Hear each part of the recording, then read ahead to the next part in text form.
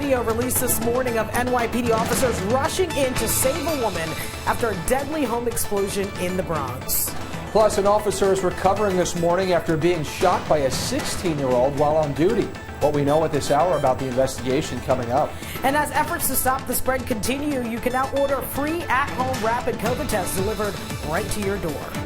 But first this morning, we want to get straight to our Storm Watch team as we are looking ahead to some messy weather on the way early tomorrow morning. Thanks for waking up with us here on News 12. I'm Anthony Carlo. Messy weather again. I'm Aisha McKenzie, everybody. We'll get to all of those developing stories in just a few minutes. But as we said, we're getting straight to the weather with meteorologist Mike Rizzo. Mike, good morning.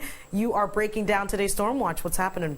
Yeah, good morning, guys. We are expecting to see snow tomorrow morning for the commute. So just at this time in 24 hours, we're going to see a very messy start to the day. But hey, today is a quiet day, thankfully. But let's get into those storm watch details for tomorrow. We're starting off with rain changing to snow overnight tonight into tomorrow morning. We're looking at about an inch or two of snow during the morning commute, and that's going to make for a very messy start to the day. So it's going to be raining from 2 a.m. till about 5 a.m. in the morning. Okay, so that's very important for you to know. Overnight rain, but it changes over quick, and it's quick to stick as well. So we're looking at an accumulation on the ground throughout the morning commute tomorrow. 5 a.m., 6 a.m., 7 a.m. Snow is going to be falling across the area, about a half of an inch to an inch per hour. So it's going to be snowing, give or take, for about 4 hours. So again, with that being said, close to about 2 inches of snow could be expected for the morning commute tomorrow. So it does clear out after 11 a.m. tomorrow morning, and then it does improve.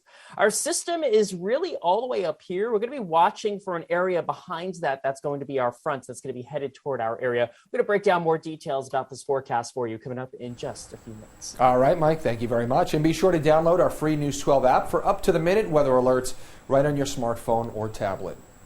Well, let's get now to that breaking news out of the Belmont section of the Bronx.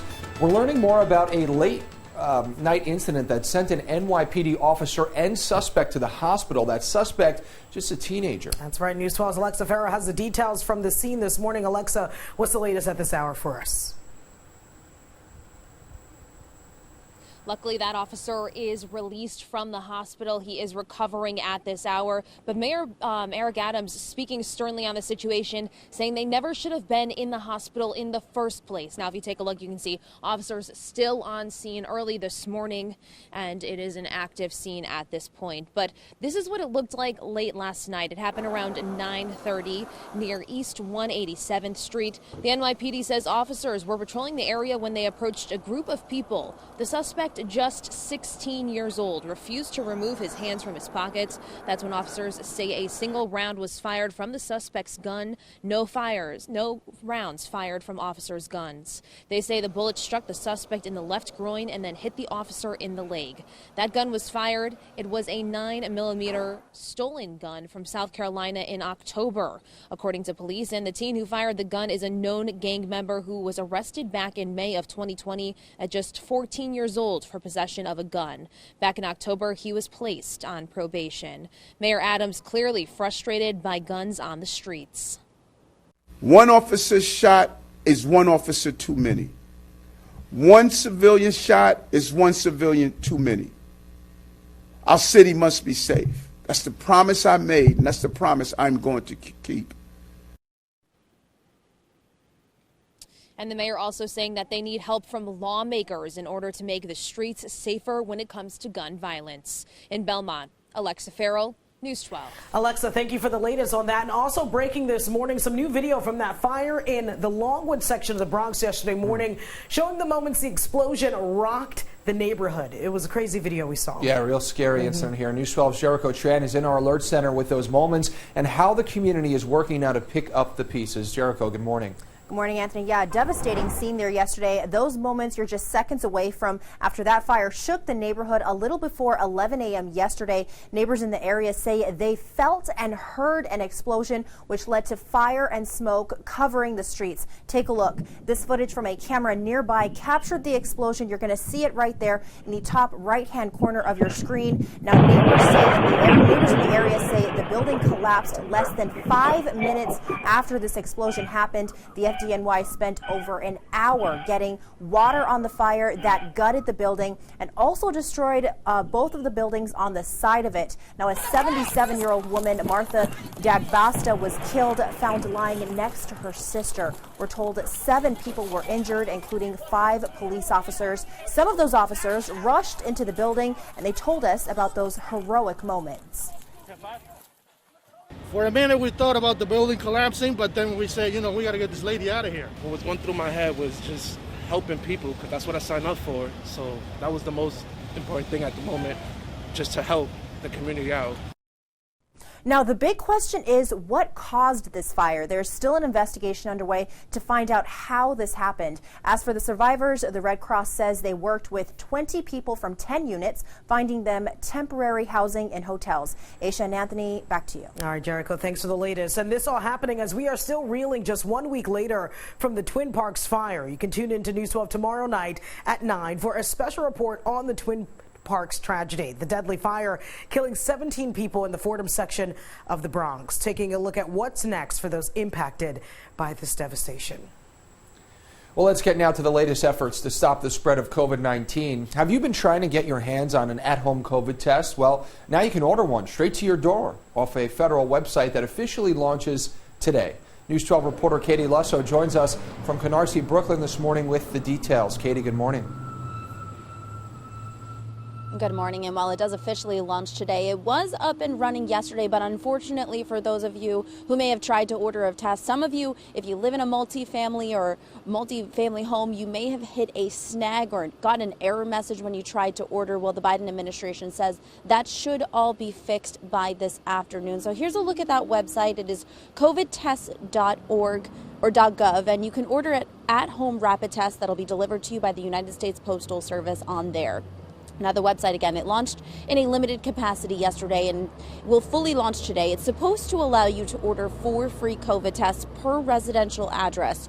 We're told the tests will be shipped within 7 to 12 days, and it is important to note these are at-home tests, are rapid antigen, not PCR tests. Again, there were a couple of issues reported yesterday. Some people who lived in mixed use or multifamily homes got an error message when they tried to order. Again, that should all be fixed by this afternoon. Now, if you do need to order more than 4 tests, according to the website, you should be able to get up to 8 tests a month if you have private insurance. Of course, you should check with your private insurance company first. Now, for a link to that website, you can head over to our website, news12.com.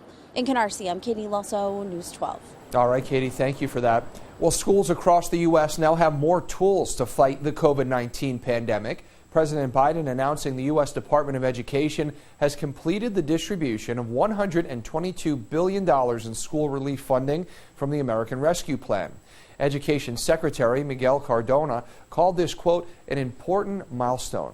Cardona says state and local leaders should use the funds in areas like testing, staff recruitment, and protective equipment. And coming up today on our show, The New Normal, we'll talk about testing with the executive director of Northwell Health Labs. You can submit your questions on social media right now. Our show airs this morning at 9 o'clock. And happening today, some good news for subway riders. The MTA has announced 6 different subway lines that were temporarily suspended due to the Omicron surge will be restored to full service beginning today.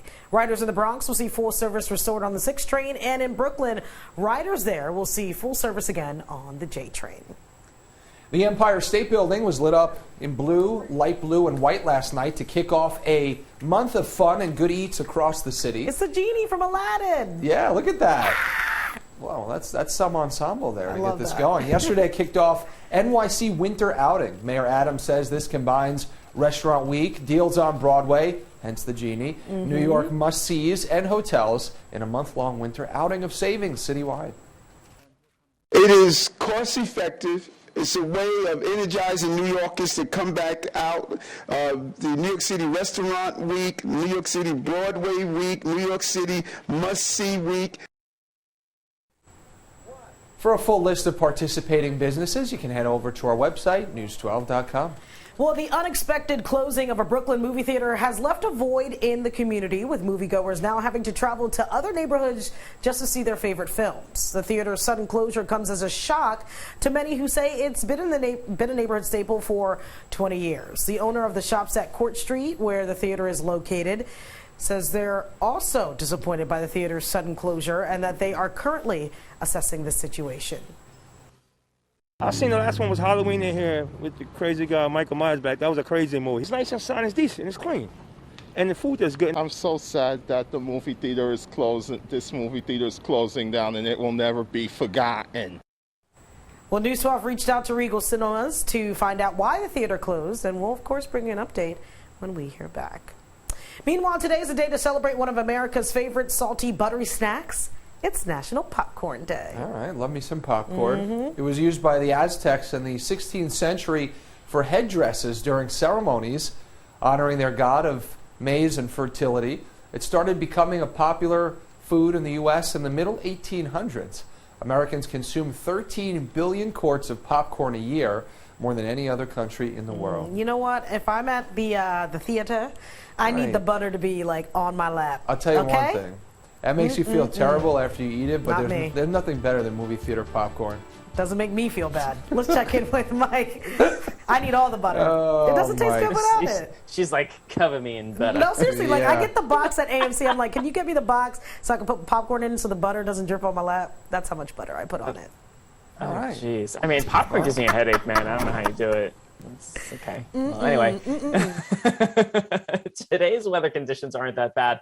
We do expect to see sun and clouds, windy weather this afternoon. Not as windy as yesterday, but still a little gusty. 46 degrees today's temperature. And out the door, it is going to be quite cold, near the freezing mark this morning. Of course, it could be worse, right? And it will get worse later on this week. Feel like temperatures are close to the actual air temperature this morning, so we don't have that abrupt chill like we did yesterday with a 30-mile-per-hour wind gust. Winds now are coming in lightly from the south at about 5 to 10 miles per hour, picking up to about 20 later on this afternoon. We're going to time out the rest of the rain coming in for tonight, so snow tomorrow morning coming up.